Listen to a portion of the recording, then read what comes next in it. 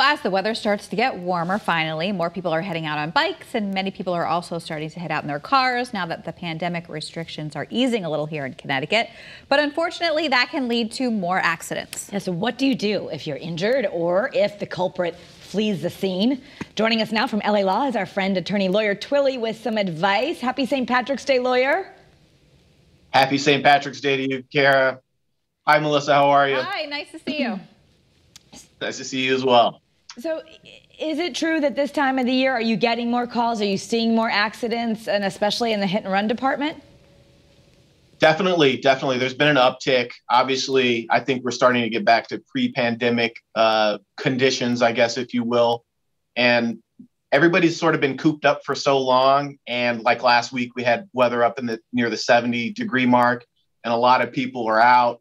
I actually was down in southeastern part of Connecticut last week and witnessed a motorcycle almost get obliterated by a car, because I think the way that I saw it happen is it really appears as though the car just wasn't ready to, see a motorcycle. Motorcycles create a much smaller profile, and, they went to make a right-hand turn directly in front of this guy. And fortunately, he was able to avoid that collision. But, I think we have to retrain ourselves to be aware of the increase in traffic.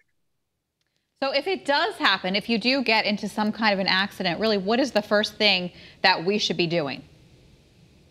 Certainly, you want to make sure that if it's a bad accident, you need to seek medical treatment. But certainly get an independent third party in there, like local law enforcement. Call them to sort of document the scene and document what has happened. Absolutely. And you're going to want to also, if you can and able to do it safely, take photographs of the scene. And if you're able to get photographs of the car or vehicle before they take off, you're definitely going to want to do that. That will be helpful down the road. And then call a lawyer. I mean, if you have a hit and run type of situation, this isn't going to be straightforward. And you're going to want to have some professional in your corner helping you out along the way. That's for sure. And a lot of people think, oh, gosh, I can't afford a lawyer. But you want people to know that, in fact, it doesn't cost them anything. You do a free consultation, and you don't get paid unless they get paid. Correct. That's absolutely correct. There's really no reason why you shouldn't contact a personal injury lawyer at all. We generally work on what's called a contingency fee basis, which essentially you're going to get free legal representation up until that attorney is able to help you recover money for your injuries. So there's really no reason why you wouldn't want to hire a personal injury lawyer to make sure that you don't get taken advantage of, not only by the auto insurance carriers, but also by the medical system itself. A personal injury lawyer, at least a good personal injury lawyer, is going to make sure that you're getting the medical care that you need and not just getting passed along the system, but also that the auto insurance carriers are going to deal with you fairly. So what are some of the mistakes that people make that you see? Like, what are the most common things that people just do wrong when they come to these kind of instances? That's an excellent question. I'm glad you asked that. One of the things that a lot of people do is they wait too long. They try and deal with the insurance carriers. And I get it. You're being reasonable, and you would expect in return that you're going to get dealt with reasonably. So you try and handle it on your own, thinking that the carriers are going to deal with you fairly. 30 days go by and you're still in the same position, spinning your wheels.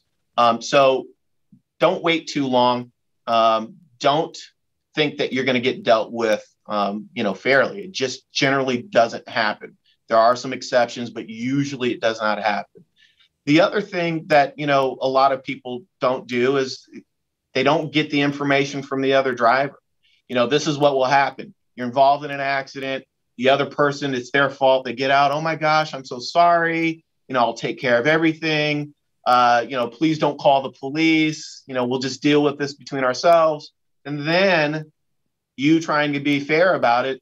Okay, all right, let me get your information. And then the next thing you know, you call their insurance company, and the insurance carrier tells you, hey, my guy said that it was your fault. This is what happened, so on and so forth. So, don't, I guess, expect that people are going to deal with you fairly, whether that's the other side or if it's the insurance carrier.